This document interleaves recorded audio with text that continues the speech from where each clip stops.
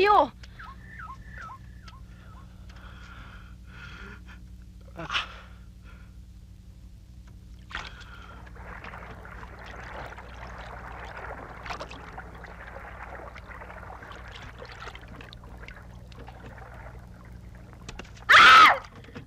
Ano ka ba?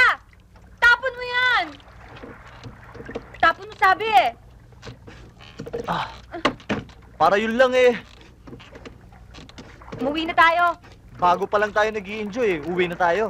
Umuwi na tayo sa Maynila.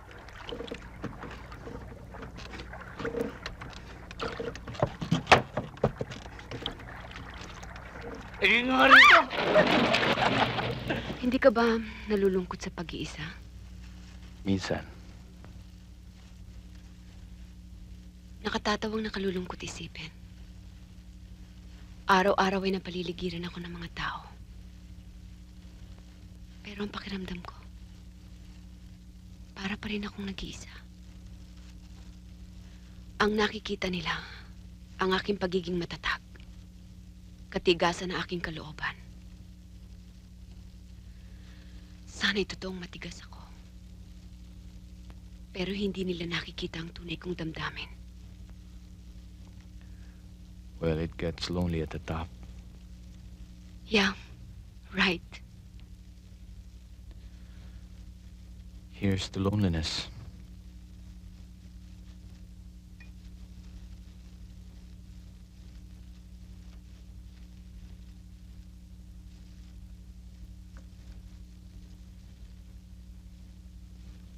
Kamusta ang kamay mo?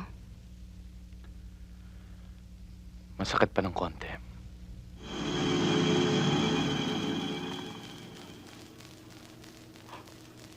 Siguradong imbestigahan kami ng mga pulis.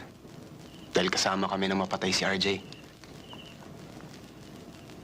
Kapag sinabi naman namin ang totoo, baka kami naman yung papatay.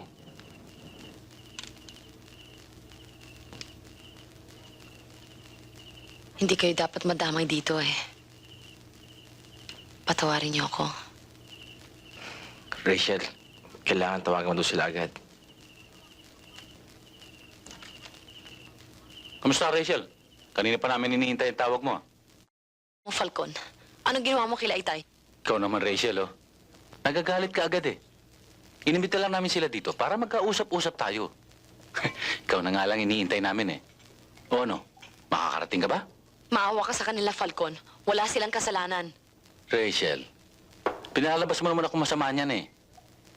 Wala naman akong binabalak na gawin ng masama sa mga magulang mo. Gusto ka lang namin makausap.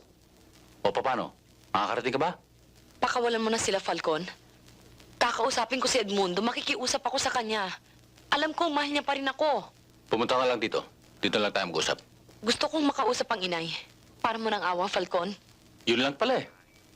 Psst.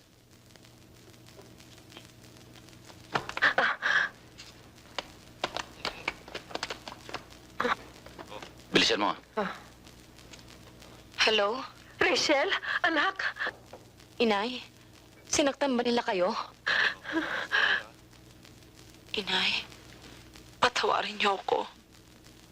Sabihin niyo sa Itay na patawarin niya ako. Anak, ihintayin ka namin. Mag-iingat ka, ha? Oo, Inay. Huwag ho kayo mag-alala, gagawa ho ko ng paraan. Sina Gigi ho nasaan? Nasa probinsya, buti na lang wala sila sa bahay. Sige ho, Inay. Gagawa ho ako ng paraan. Kakausapin ko si Edmundo para pakawalan na kayo. Tama na, tama na. Nay? O ano, Rachel? Maliwanag ba? Ha? Huwag ka masyado magtatagalat ba? Masyado ako nagiging mainipin itong mga araw na to eh. Magsumbong na lang kaya tayo sa pulis. Baka mapahamak sila Itay eh.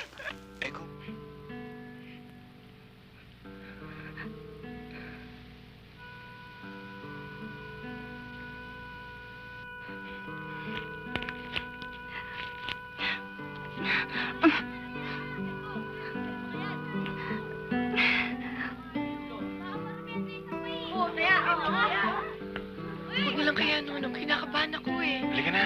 Dito na tayo eh. Ang ate.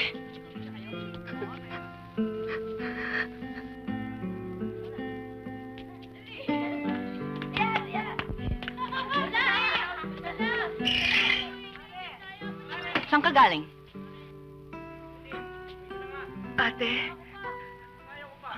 dito na nag-aaral si Nonong sa Maynila. Galing probinsya. Magandang gabi ho. Hindi ba sinabi ko sa'yo? Ayoko naglalakwatsa ka. Kanina pa ako naghihintay ah.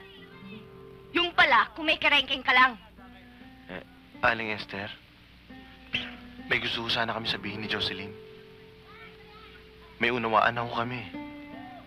Wala kang karapatan para maging boyfriend ng kapatid ko. At ano naman ang ipapalamon mo dito? Ha? Lupa? Hindi man ho kami mayaman. Mag-aaral ho ako at magtatrabaho. Lahat ho gagawin ko para kay Jocelyn. Pero hindi pa rin kita gusto. Hindi naman ikaw makikipag-boyfriend sa kanya. Alam ko. Pero may pakialam ako. Ano man ang mangyari sa'yo, Jocelyn. Sinabi ko na sa'yo eh. Wala ring mangyayari kahit na magtapat pa tayo. Inisip ko na ho magtapat sa inyo. Ayoko na ho maglihim sa inyo eh. Kay lihim, kay lantad. Hindi na kayo makikita muli. Hindi ako papayag, ate. Jocelyn, kung ano ang hinihingi ko sa'yo, hinihingi ko rin sa sarili ko. Kung ano man ang paghihigpit ko sa'yo, dinodoble ko ang paghihigpit ko sa sarili ko. Kahit na makipag-boyfriend, hindi ko hinaasikaso. Dahil mas maraming importanteng bagay na dapat natin intindihin. Jocelyn, pumasok ka na. Pumasok ka na, sabi! Bakit pa umaasa ang nanay at tatay ko? Ha? Kapatid lang naman kita! Pumasok ka. Sinabi lang, pumasok Jocelyn! ka! Jocelyn! Pwede ba lumayo ka? Sarang! Ate, ayoko! Makawalis ka na! Lumayo ka! Ate, ikaw, pumasok ka! Jocelyn! Bakit ka?